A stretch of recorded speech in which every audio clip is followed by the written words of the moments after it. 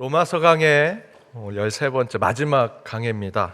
복음의 경고함으로라고 하는 말씀의 제목으로 주의 말씀 함께 나눠보고자 합니다. 바울은 로마서 처음부터 끝까지 예수가 복음이라 전하고 있고요, 그 복음으로 우리는 세상과 비교할 수 없는 경고함과 강건함을 얻는 영적 축복, 신령한 은사를 받게 될 것이라 증거합니다. 그렇다면 로마서의 말씀을 통해 로마 교회뿐만 아니라 2000년 동안 저희들이 그 말씀과 복음을 붙들고 온 지금까지 전해져 온 이 복음, 그 복음을 통해 견고한 신앙의 삶을 살아가는 모습이란 무엇이라 할 수 있을까? 오늘 로마서 강의 마지막 말씀에 그 복음으로 견고한 믿음과 신앙을 살아가는 우리 그리스도인의 모습은 무엇이 되어야 하는지 두 가지를 나눠보고자 합니다. 그 첫 번째는 복음은 우리를 약할 때 강하게 하신다라는 것입니다. 복음은 우리를 약할 때 강하게 하신다. 예수가 보여줬던 십자가의 약함이 우리 안에 드러날 때, 우리 교회 안에 드러날 때 진정한 강함으로 나타나 끝내 우리에게는 복음의 견고함이 보여지게 될 것이다라는 것이죠. 우리는 때로 부끄러움을 당합니다. 때로는 괴로움과 고통을 느끼게 되죠. 그때마다 우리는 약해집니다. 그렇지 않아도 우리의 인생 가운데 돌아보면 여러분 삶의 끝자락에 서신 분들은 다 아시겠지만 인간의 무기력함이 이렇게밖에 되지 않는구나 라는 것을 깨닫지 않으십니까? 작은 바이러스로 온 세계가 마비가 됐었고요, 세포 두세 개가 암덩어리로 우리 안에 들어오면 저희들은 모든 인생이 스탑이 됩니다. 삶도 스탑이 되고요, 생각도 스탑이 되고 관계도 다 멈추게 됩니다. 내 마음에 잘못된 생각 하나만 들어와도요, 누구도 만나기 싫고 어둠 속에 있고 싶고 그저 그 속에 매몰되고 싶어하는 것이 인간의 모습 아닙니까? 한없이 무력한 존재가 인간임을 깨닫게 됩니다. 그러나 바울은 그런 상황 가운데 이런 고백을 합니다. 로마서 1장 16절입니다. 함께 읽겠습니다. 내가 복음을 부끄러워하지 아니하노니 이 복음은 모든 믿는 자에게 구원을 주시는 하나님의 능력이 됨이라. 먼저는 유대인에게요 그리고 헬라인에게로다. 내가 복음을 부끄러워하지 않는다라고 하는 이 바울의 고백의 이전은 무엇일까요? 복음 때문에 부끄러워한 자였습니다. 아니, 복음이 아니더라도 바울은요, 자신의 인생을 돌아보면 늘 부끄러움이 가득했던 자였죠. 저와 여러분도 그렇지 않습니까? 야, 너는 장로가 돼서 매번 사업에 실패하냐? 너는 권사가 됐는데 맨날 그렇게 몸이 아프냐? 너의 하나님 어디 계시냐? 너는 교회 그렇게 오래 다녔는데 맨날 억울한 일 당하고 사기 당하고 고난 당하고 못하러 하나님 믿냐? 못하러 교회 다니냐? 때로는 복음이, 때로는 예수가 부끄러울 때가 있었죠. 예수가 없는 것 같이 느껴질 때가 많았습니다. 그런데 여러분, 오늘 나왔던 이 본문에 이 경고함이라는 단어를 우리가 잘 봐야 합니다.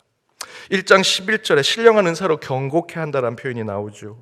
여기서 이 경고함이라는 단어는요, 로마서에 딱 2번 쓰이는데 오늘 읽었던 본문 마지막에 나옵니다. 16장 26절에 복음으로 경고케 한다라고 하는 표현이 나오죠. 헬라어로 스테리조라고 합니다. 그런데 이 스테리조가 로마서에 딱 2번 나오는데 2번 다 수동태로 쓰입니다. 나는 경고하지 못하지만 다른 누군가를 통해, 무엇을 통해 경고하게 된다라는 것이죠. 그 이야기는 우리의 신앙대로 얘기한다면 복음이 우리를 경고하게 만든다. 나는 연약한 자나, 나는 고난받는 자나, 항상 쓰러지는 자나, 늘 허무한 자이지만 그 복음 때문에, 예수 때문에 나는 경고하게 될 것이다. 그런데 그런 약할 때 강함되는 복음에는 영적 신비가 있습니다. 여러분, 상식적으로 약한 자가 강하게 되려면 누군가에 의해서 피동적인, 누군가로부터 도움을 받을 때 강한 사람으로부터 도움을 받아야 되지 않겠습니까? 그런데 복음이신 예수는요, 골고다를 오를 때 가장 연약한 자였습니다. 아무도 돕지 못했습니다. 구레네 시몬 정도, 그가 십자가를 대신 져준 거 외에는요, 모든 조롱과 핍박과 채찍을 다 맞으셨습니다. 십자가 위에 섰을 때 사람들이 다 조롱했습니다. 그 전에 5,000명을 먹이시는 기적을 보였고요. 무리를 걸으셨던 예수님이었습니다. 그때 많은 사람들이 이분이 구세주구나라고 생각했던, 그래서 예수를 쫓고 예수를 추앙했던 사람들 다 도망갔습니다. 십자가 위에서 예수는 가장 연약한 자였습니다. 그런데 그 예수가 우리에게 구원이고 그분이 스테리죠. 우리를 견고하고 강건하게 만들어 주신다라고 하죠. 구원과 스테리조가 이루어지려면 강한 자가 되어야 하는데, 성경은요, 하나님의 말씀은 약함이 오히려 우리를 강하게 만든다 이야기하더라는 것입니다. 그때 그 비참함, 처참함, 죽음, 예수 그리스도가 가장 나약하게 죽어가는 모습을 보았던 수많은 믿음의 선배들이 이렇게 고백하죠. 예수의 죽음이, 그 십자가가 나를 변화시켰다. 이제 나도 예수와 죽고 십자가에 함께 못 박혀 그 죽음 안에서 나는 소망과 희망을 꿈꾸는 자가 되겠다. 정리해서 말씀드리면 예수 그리스도는 십자가에서 구원을 이루셨습니다. 십자가는 가장 연약한 자리입니다. 나약한 자리입니다. 아니, 가장 죽음의 끝을 보여주는 것이지요. 수치와 고난과 고통, 순환에서 도리어 우리에겐 비전과 꿈이 생깁니다. 희망을 보게 되고 소망을 깨닫게 됩니다. 그 안에 복음을 보게 되는 것이죠. 그리고 우리는 그 십자가를 통해, 그 약함을 통해 견고함을 깨닫게 된다. 이것이 우리 그리스도인의 신앙이라는 것입니다. 누가복음 10장에 선한 사마리아인 이야기가 있습니다. 조금 다르게 생각해 보겠습니다. 누가 그 강도 만난 자에게 자비를 베풀었느냐라는 질문을, 누가 그 강도 만난 자를 구원하였느냐라는 질문으로 받으신다면 여러분 무슨 답을 할 수 있습니까? 힘 있는 제사장 레위인이 그들을 도왔습니까? 그 강도 만난 자를 도왔습니까? 아니요. 버려지고 무시당하고 사람들에게 사람 취급도 받지 못하는 사마리아인, 육신으로 강도 만난 자는 아니지만 세상의 구조와 사회적인 모습 가운데 버림받고 소외받고 강도 만난 자와 똑같은 모습을 가졌던 사마리아인이 강도 만난 자를 도왔습니다. 강도 만난 자를 도울 수 있는 사람은 강도 만난 자가 되어야 합니다. 상처받은 자를 치유할 수 있는 것은 상처받은 자가 치유할 수 있는 것이죠. 이처럼 예수 그리스도의 복음의 신비는 예수님의 죽음이 우리를 구원케 한다라는 것입니다. 예수가 징계를 받음으로 우리가 평화를 누리게 되었고요, 예수가 채찍을 맞음으로 우리가 치유를 얻은 것이 복음의 신비라는 것입니다. 복음은 예수의 약함이 우리의 약함을 치유하고 회복함으로써 구원을 이루는 것, 그것이 우리에게 강함으로 나타나더라. 이처럼 하나님은 그렇게 연단받고 인내하며 소망을 붙들고 온 약하고 가난한 자들에게 예수를 통해 구원과 소망을 주어 더욱더 강하고 견고하게 만들어 주시더라는 것이죠. 고린도후서 12장 9절에서 10절에 바울은 스스로 이렇게 고백했습니다. 길지만 함께 읽어보겠습니다. 나에게 이르시기를 내 은혜가 내게 족하도다. 이는 내 능력이 약한 데서 온전하여 짐이라 하신지라. 그러므로 도리어 크게 기뻐함으로 나의 여러 약한 것들에 대하여 자랑하리니 이는 그리스도의 능력이 내게 머물게 하려 함이라. 그러므로 내가 그리스도를 위하여 약한 것들과 능욕과 궁핍과 박해와 공고를 기뻐하노니 이는 내가 약할 그때에 곧 강함이라. 약할 때 오히려 온전해지고 기뻐했다, 바울은 고백하죠. 여기서 마지막 구절, 약한 것들, 능욕과 궁핍과 박해와 공고, 저와 여러분도 늘 당하는 거 아닙니까? 이렇게 표현할 필요도 없습니다. 그냥 상처받으면 아프고요, 눈물이 나고요, 속상하고요, 저 구석진 그늘 속에 가고 싶은 것이 우리 인생 아닙니까? 그런데 하나님은 그들을 부르셔서 교회를 세우시고 그 약함으로 강함을 우리에게 보여주시더라. 이것이 복음의 신비라는 것입니다. 6.25가 끝나고 피난 갔다가 다시 자신의 고향, 자신의 마을로 돌아왔습니다. 우리 믿음의 선배들이 돌아왔더니 그 교회가 다 무너졌습니다. 교회를 다시 져야 하는데 돈이 어디 있습니까? 피난 갔다 그저 그냥 몸 하나 가지고 내 고향으로 돌아왔는데 성도들 몇 명이 모여서 기도만 합니다. 그런데 그때요, 제가 들었던 많은 이야기들 중에 하나는 교회 다니지 않던 동네 사람들이 그들이 매일같이 무너진 교회를 두고 기도하는 모습을 보고 함께 모여서 교회를 지었다는 이야기를 많이 들었습니다. 교회가 약하니까요, 사람이 모입니다. 연약한 가운데 있으니, 십자가를 붙들고 있으니 사람들이 그 가운데 희망을 보더라는 것이죠.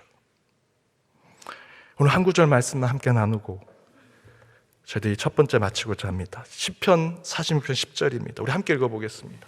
이르시기를 너희는 가만히 있어 내가 하나님 됨을 알지어다. 내가 문 나라 중에서 높임을 받으리라. 내가 세계 중에서 높임을 받으리라 하시도다. 제가 몇 주 전에 하나님을 시험하라 라는 설교를 했죠. 저와 여러분이 하나님을 쥐락펴락해서 하나님을 시험하라 말씀드린 것이 아닙니다. 우리가 무슨 능력이 있어서 하나님을 쥐락펴락할 수 있겠습니까? 제가 하나님을 시험하라, 하나님을 실험하라 라고 말씀드린 것은요, 우리는 할 수 있는 것이 없어서 하나님을 시험하라는 것입니다. 하나님, 저는 아이와 같습니다. 아무것도 할 수 없습니다. 능력이 없습니다. 아는 척했고요, 그저 자만한 척하면서 세상에서 어느 자리에 앉았다고 그냥 그렇게 살았습니다. 그런데 돌아보니 저는 아무것도 할 수 없습니다. 그때 하나님께서 이 말씀을 주십니다. 너는 가만히 있어라. 저와 여러분이 하나님을 시험한다는 것은 그저 손을 펴고 하나님께 간절히 기도하는 것, 그것이 하나님을 시험하는 것입니다. 내 뒤틀린 인생, 상처난 내 삶, 아무리 보아도 연약하고 나약한 내 영혼 하나님 앞에 그대로 두면 하나님께서 이렇게 하십니다. 내가 너를 통해 하나님 됨을 알지어다. 사랑하는 여러분, 인생 가운데 연약하고 나약함을 깨달으십니까? 시편의 말씀대로 그 깨달음을 얻은 그 자리에서 세속의 종교처럼 명상하거나 수행하거나 수양 같은 거 하지 마십시오. 성경의 말씀대로 연약한 여러분 그 모습 그대로 손을 펴고 주 앞에 아이처럼 서 계십시오. 그때 하나님께서 말씀하십니다. 내가 너를 통해 하나님 됨을 알게 할 것이다. 그때 하나님께서 우리를 통해 일하실 것이고요, 우리를 통해 하나님이 하나님 됨을 알게 하심으로 복음의 견고함을 깨닫게 해 주시리라 믿습니다. 여러분, 복음은 저와 여러분의 약함에서 나옵니다. 그 십자가를 붙들고 한 주 살아가는 저와 여러분이 되기를 주님의 이름으로 축복합니다. 두 번째, 저희들이 평생 붙들고 살아야 할 복음의 견고함은 흔들리는 세대 속에서도 변하지 않는 말씀을 품는 것. 복음의 견고함은 말씀에서 나올 것입니다. 예수 그리스도의 삶, 그리고 그분의 말씀 그 자체는 흔들리고 변화무쌍한 이 세대와 이 시대 속에 변하지 않는 신실한 그 말씀 속에 있는 것이지요. 로마서 12장 2절에 이렇게 증거합니다. 함께 읽어보겠습니다. 너희는 이 세대를 본받지 말고 오직 마음을 새롭게 함으로 변화를 받아 하나님의 선하시고 기뻐하시고 온전하신 뜻이 무엇인지 분별하도록 하라. 복음은 중심을 잃고 나아가는 세대를 따라가지 않습니다. 저와 여러분, 이 심령에 있는 복음은 세상의 파도와 바람에 따라 방향을 상실한 채 나아가는 그 시대를 쫓아가는 것이 아닙니다. 복음은 하나님의 뜻의 분별함을 깨닫고 속도보다는 방향을, 외형보다는 중심에 있는 것이 복음이죠. 말씀입니다. 그런데 우리가 이 말씀을 잘 읽어보면 때로는 모순에 빠질 때가 있습니다. 이 말씀이 변하지 않는 기준이 되고 세상 중심을 잡고 방향을 잡는 것이 돼야 되는데, 때로는 성경 말씀을 읽다 보면 너무 헷갈리고 또 모순되고 이런 애매모호한 것들이 있을 때가 있죠. 예를 들면 로마서 안에서만 보더라도 바울은 율법에 대해서 어느 한 말씀에서는 이 율법이 의롭고 선한 것이다 라고 얘기하면서 로마서 10장 4절에 보면 율법의 마침을 얘기하면서, 이 마침은 완성을 얘기하는 것이 아니라 이제 율법은 더 이상 무용한 것이다 라는 것을 얘기합니다. 그러면서 로마서 3장 28절에 로마의 우리가 갖고 있는 신앙은 율법의 행위에 있지 아니하고 믿음으로 된다라고 얘기하죠. 율법에 대해서도요, 로마서 한 말씀에 필요하다, 필요하지 않다라는 얘기를 하고 있습니다. 권세자들에 대해서도 그렇습니다. 로마서 13장 1절, 여러분 잘 아는 말씀대로 권세자들에게 복종하라 이야기하죠. 그러나 여러분 아시는 대로 성경 곳곳에 절대로 사람을 의지하지 말라, 사람을 경외하지 말라 이야기하십니다. 여기서의 사람은 권세자들을 얘기합니다. 오직 하나님만 순종해라. 구약이든 신약이든 권세자들에 대해서 하나님은 경계하도록 말씀하셨습니다. 이렇게 보면 참으로 성경이 애매합니다. 그런데 여러분, 성경의 뜻을 깨달아야 합니다. 성경은요, 저와 여러분에게 A와 B가 있을 때 A를 선택하라고 말씀하는 것이 아닙니다. A와 B 중에 어떤 것을 선택하는 그 과정 가운데 하나님께서 우리에게 어떤 분별의 영을 주시고 분별의 지혜를 주시는지 그것을 깨닫게 하는 것이 하나님의 말씀이라는 것이죠. 여러분, 교회 안에서 어느 정당 지지하고 그에 대한 얘기하지 마십시오. 성경 어디에도요, 무슨 정당 지지하라 나오지 않습니다.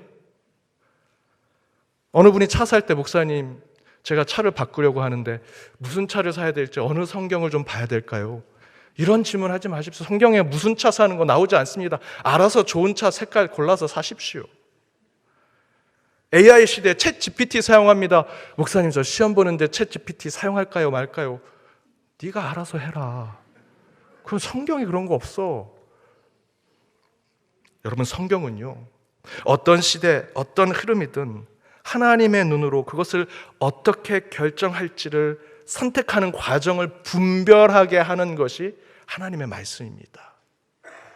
A다, B다 얘기하지 않습니다. 성경은 그 가운데 답을 여러분에게 하나님께서 주실 거고요, 그 답의 과정을 나아가도록 지혜를 주시고 깨닫게 해주시는 분별을 주시는 것이 하나님의 말씀, 성경이라는 것이죠.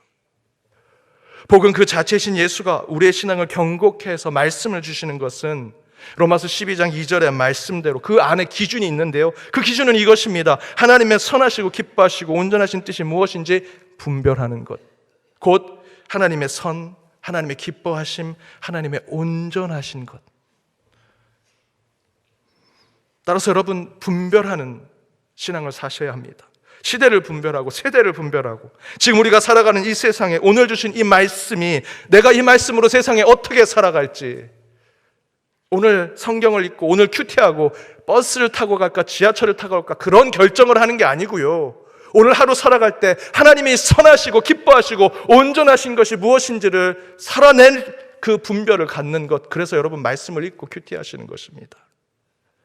그런데 그 분별의 조건은 로마서 12장 2절의 말씀처럼 하나님 선하시고 기뻐하시고 온전하신 거룩한 목적에 둬야 되는데, 바울은 그 목적을 이렇게 사용했습니다. 바울은요, 더 이상 유대인이 아닌데도 불구하고 유대인처럼 살았고요, 종이 아닌데도 불구하고 종처럼 살았습니다. 바울은 약한 자가 아닌데도 약한 자처럼 살았습니다. 왜? 고린도전서 9장 23절에 보니 나는 복음을 전하기 위해서는 무슨 일이라도 하겠다라고 이야기하죠. 그런데 우리는 착각합니다. 내가 가진 신앙, 내가 가진 믿음의 기조, 나 이렇게 받았어, 나 이렇게 깨달았어 라는 것이 전부라고 생각하며 살아가죠. 그러나 바울은 그 반대였습니다. 내가 가진 모든 것은 배설물로 여겼다라고 고백하죠. 무엇을 위해? 복음을 위해서는, 하나님의 선하시고 기뻐하시고 온전하신 뜻을 위해서는 내가 가진 것, 내가 고집을 부리는 것, 내가 알고 있는 것은 다 배설물로 여긴다. 여러분, 제발 하나님 앞에서, 복음 앞에서 고집 부리지 마십시오. 말씀 좀 안다고 자랑하지 마십시오. 새 가족들이 왔습니다. 그런데 정착 못하고 떠나는 가족들 중에 좀 안타까운 가정들은 제가 연락을 해봅니다. 왜 떠나셨습니까? 그분들의 얘기를 다 들어보면 그분들이 떠난 이유의 가장 핵심은 저였습니다. 담임 목사였더라고요. 교회 장로들 때문이었습니다. 권사, 집사, 나름 교회에서 오래 다녔던 사람들. 여러분, 이 새신자들이요, 예수 때문에, 복음 때문에 교회 떠나지 않습니다. 교회 안에 신앙이 부족한 사람들 보고 야, 저 사람 신앙이 부족하네, 나처럼 새 가족이네, 그런 거 보고 떠나지 않습니다. 교회에서 신앙 좋다고 얘기하고 믿음 좋다고 얘기하고 말씀 좀 안다고 얘기하는 교회의 주인인 척하고 하나님인 척하는 사람들 때문에 새 가족들이 정착 못하고 떠납니다. 말씀을 많이 아는 것이 중요한 것이 아니라 그 말씀으로 내가 어떻게 살아가야 할지 분별하는 것이 중요합니다. 하나님의 말씀이 우리에게 복음의 경고함으로 나타나는 것은 그 안에 분별함을 깨닫는 것이죠. 저는 이렇게 돼야 된다 생각합니다. 세상이 냄비 속에 팔팔 끓는 물과 같은 것이 새 속의 세상이라면 그 안에 계란처럼, 감자처럼, 커피처럼 우리 신앙의 삶을 살아내야 합니다. 여러분, 삶은 계란이 되기 전에, 팔팔 끓는 물에 들어가기 전에 어떤 모양입니까? 날계란, 젤리 같은 것이었죠. 그러나 물에 들어가서는 딱딱한 삶은 계란이 되죠. 때로는 저와 여러분이 복음의 경고함을 가지고 세상에 나아갔을 땐 세상과 타협하지 않아야 됩니다. 우리의 계란의 모양을 지켜내야죠.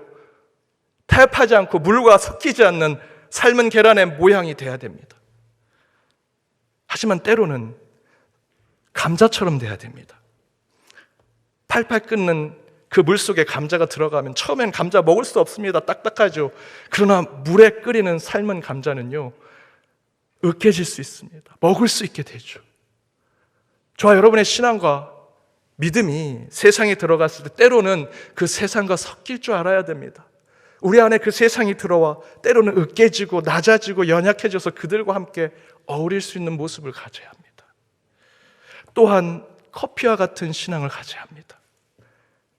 커피는 전혀 이게 뭐를 먹을 수 있을까? 하지만 물에 타서 먹으면 너무나 맛있는 커피가 되죠. 이게 커피인지 이게 물인지 모르는 것이 됩니다. 저와 여러분의 복음이 때로는요, 세상에 들어가선 커피처럼 돼야 합니다. 내 복음도 없어지고 세상의 목수도 없어지고 커피가 되는. 하지만 그 안에 여러분, 제가 말한 커피와 감자와 계란 어느 것 하나 뜨거운 물에 들어가서 나왔다고 이게 뭐지? 라고 하는 거 없습니다. 삶은 계란, 계란인 줄 알고요. 삶은 감자, 감자인 줄 알고요. 커피도요, 뜨거운 물에 들어가기 전엔 커피인 줄 알지만 물속에 들어가서 마시면 커피의 모양은 다 사라졌지만 커피인지 다 알죠. 저와 여러분의 신앙과 복음이 이렇게 드러나야 합니다. 여러분 가운데 말씀이 들어갔다면 계란과 감자와 커피처럼 세상에 들어가는 분별의 모습이 있어야 합니다. 사랑하는 여러분, 복음의 경고함대로 살고자 하신다면 분별의 신앙을 살아내십시오. 끓는 물에 몸을 던져 복음을 위해, 예수를 위해 삶을 바꾸고 여러분의 생각을 바꿔내십시오. 그때 우리는 죽어 많은 열매를 맺는 미랄이 될 것입니다. 한 가지 더 여러분께 권면드립니다. 계란처럼, 감자처럼, 커피처럼 살아가되 마지막에는 미랄이 되십시오. 내 모든 것이 사라지고 새로운 생명을 찾아내는, 바로 그것이 복음의 경고함을 보여주는 그리스도인의 모습일 것입니다. 그렇게 복음의 경고함으로 세상에 당당히 예수 믿는 자로 살아내는 저와 여러분이 되시길 주님의 이름으로 축복합니다.